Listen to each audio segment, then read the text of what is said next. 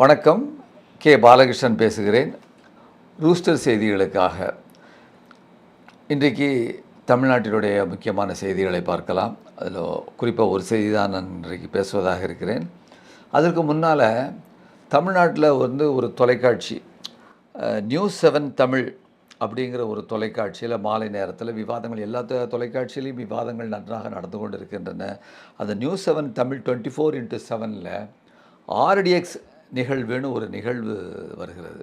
ரொம்ப நல்லா இருக்கிறது. அதில் ஒரு பெண்மணி, அநேகமாக கௌதமின்னு நினைக்கிறேன் பேர், இன்னொன்று ரஹ்மான், ஒரு நல்ல உயரமான அந்த ஒரு இளைஞர், அவர் 2 பேரும் நல்ல பேசுகிறாங்க. அதில் ரஹ்மான் கூடுதலாக நல்ல ஒரு லாஜிக்கை வைக்கக்கூடிய ஒரு வகையில் நல்ல அருமையாக பேசுகிறாரு. அந்த பெண்ணுமே நல்ல அரசியல் ரீதியான கருத்துக்களை முன்வைக்கிறாங்க. இதை நான் விருப்பமாக கேட்பது உண்டு. ஆனால் இதில் என்ன சிக்கல்னு கேட்டிங்கன்னா, இப்போ சமீபத்தில் நான் கேட்டு வரும் பொழுது இவர்கள் இருவருமே ஒரே நேரத்தில் பேச ஆரம்பித்து விடுகிறார்கள். ஏன்னா இவர்கள் பேசுவதை இவர்கள் கேட்கக்கூடாது, இவர்கள் பேசுவதை இவர்கள் கேட்கக்கூடாதுன்னு சொல்லிட்டு சண்டை போடுற மாதிரி. அதாவது பல்வேறு டிபேட்டில் ஒருத்தர் பேசும்போது ஒருத்தர் இது பண்ணலாம். ஆனால் இவர்கள் 2 பேரும் விடாமல் யார் கருத்தும் நம்முடைய பார்ப்பவர்களுடைய காதிலே விழக்கூடாது என்று இவர்கள் பேசுவதாக தெரிகிறது. நான் தொடர்ந்து பார்த்து கொண்டிருக்கிறேன். ஒரு 4-5 நாட்களாக பார்த்து வருகிறேன். இவர்கள் மாற்றிக்கொள்வதாக இல்லையா, அல்லது ஏதோ தவறு இருப்பது போன்று தோன்றுகிறது. அது எடிட்டிங் இல்லையா, அல்லது நியூஸ் சேனலே இப்படிப்பட்ட ஒரு மார்க்கெட்டிங் டைப்பாக இதை வைத்திருக்கிறார்களா என்று தெரியவில்லை. இருந்தாலும் இப்படி செய்வது வேஸ்ட்டு. எங்களுக்கு செய்திகள் வேண்டும், இல்லை தொடர வேண்டும் என்றாலும் நீங்கள் தொடருங்கள். சரி, நம்ம செய்திக்கு வருவோம். பரந்தூரில் புதிய விமான நிலையம் அமைக்கப்படாது என்று சட்டமன்றத்தில் அறிவிப்பு நேற்றைய முன்தினம் வெளியிடப்பட்டிருக்கிறது. இதை ஐக்கிய விவசாயிகள் முன்னணி, நான் சார்ந்திருக்கக்கூடிய, நான் ஒருங்கிணைப்பாளராக இருக்கக்கூடிய அந்த SKM என்ற அமைப்பு, தமிழ்நாட்டு விவசாய சங்கங்கள், CPM, CPI 2 விவசாய சங்கங்கள் மற்றும் பல்வேறு விவசாய சங்கங்கள், சிவில் சமூகங்கள் இதை முழுமனதோடு ஆதரிக்கின்றன, வரவேற்கின்றன. கடந்த திராவிட முன்னேற்ற கழக அரசு காஞ்சிபுரம் மாவட்டத்தில் ஒரு புதிய பசுமை விமான நிலையம் அமைப்பதற்கு மொத்தமாக 5864 ஏக்கர் நிலங்களும், அதில் 3 போகம் விளையக்கூடியது 2281 முப்போகம் விளையக்கூடிய நிலங்களையும் இவர்கள் அது மட்டும் இல்லாமல் 13க்கும் மேற்பட்ட நீர்நிலைகளை அழித்து இவர்கள் பரந்தூர் விமான நிலையம் அமைக்கப்படுவதாக இருந்தது. அதற்கான நிலங்களையும் ஓரளவுக்கு கையகப்படுத்தியிருக்கிறாங்க. இதற்கு எதிராக 13 கிராமங்களைச் சேர்ந்த மக்கள் வலுவான போராட்டங்களை 1000 நாட்களுக்கு மேலாக தொடர்ந்து நடத்தி கொண்டிருந்தனர். அதில் அந்த போராட்டம், அந்த கிராம மக்களுடைய போராட்டத்தை தோழர் சுப்பிரமணியன் என்கிறவர் அவர் ஒருங்கிணைச்சு விடாமல் அவர் செய்து அந்த போராட்டத்தை நடத்தி வந்தார். இந்த மக்கள் சிவில் உரிமை கழகத்தினுடைய மாநில குழு உறுப்பினர் என்கின்ற முறையிலும் எங்களுடைய பல்வேறு நிர்வாகிகளும் ஒரு தடவை அங்கே சென்று அந்த ஏகநாகபுரம் மற்றும் அந்த பல்வேறு அந்த 2 கிராமங்கள்கிட்ட போய் அந்த ஆட்களை விசாரித்து என்ன இருக்குன்று நாங்கள் ஒரு ஆய்வு செய்தோம். 2வது தடவையாக அதற்கு நம்ம மேதா பட்கர், NAPMனுடைய தலைவர், அவரோடவும் பேசி போனோம். இந்த 2 தடவையும் போய் நாங்கள் அந்த அங்குள்ள மக்களோட பேசி அவங்களுடைய பிரச்சனைகள் என்ன பரிதாபமாக இருந்ததுங்க.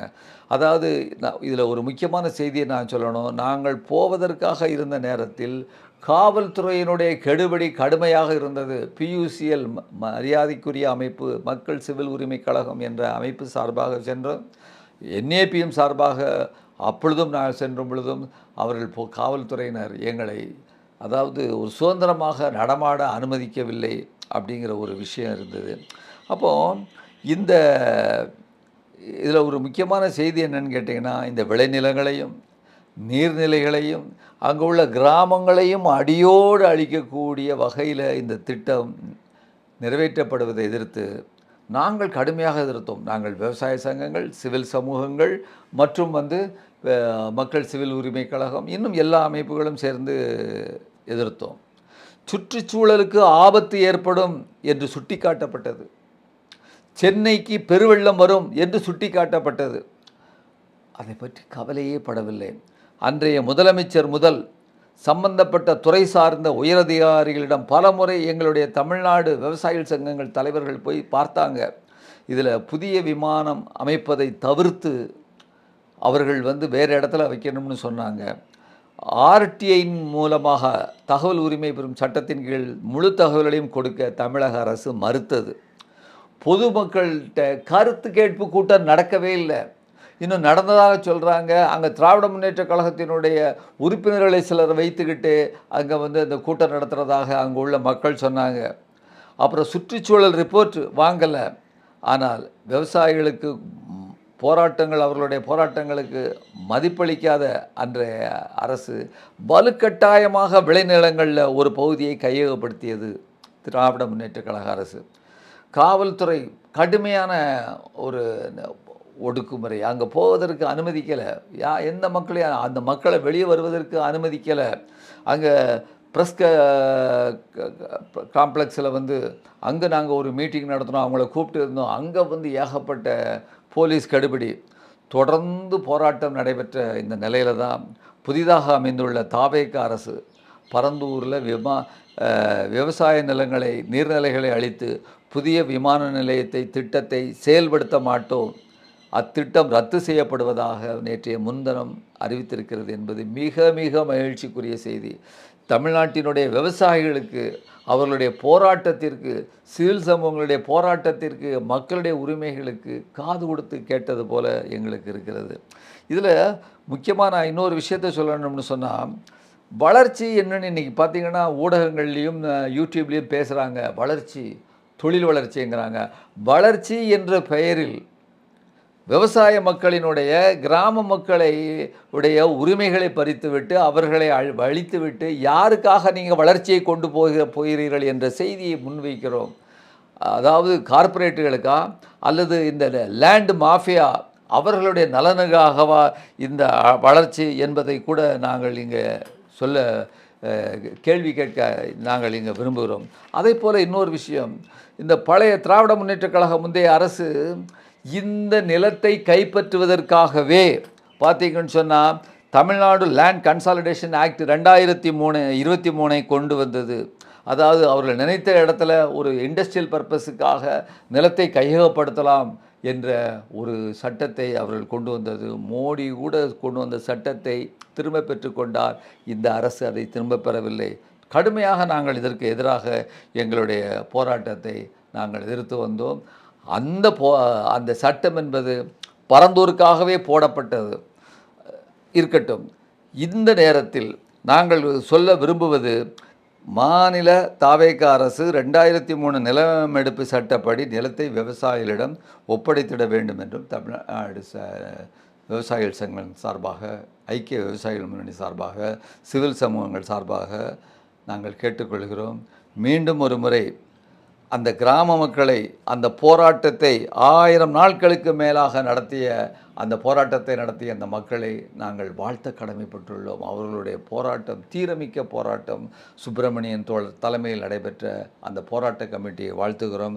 அதுபோல் தமிழக அரசு செவிசாய்த்து இந்த விவசாய மக்களினுடைய நிலங்களை கையகப்படுத்தப்பட்ட நிலையிலே அந்த திட்டத்தையே ரத்து செய்யக்கூடிய அந்த சட்டத்தை திரும்ப பெறுவதாக அறிவிக்கப்பட்டிருப்பது அதுவும் மகிழ்ச்சி அளிக்கிறது.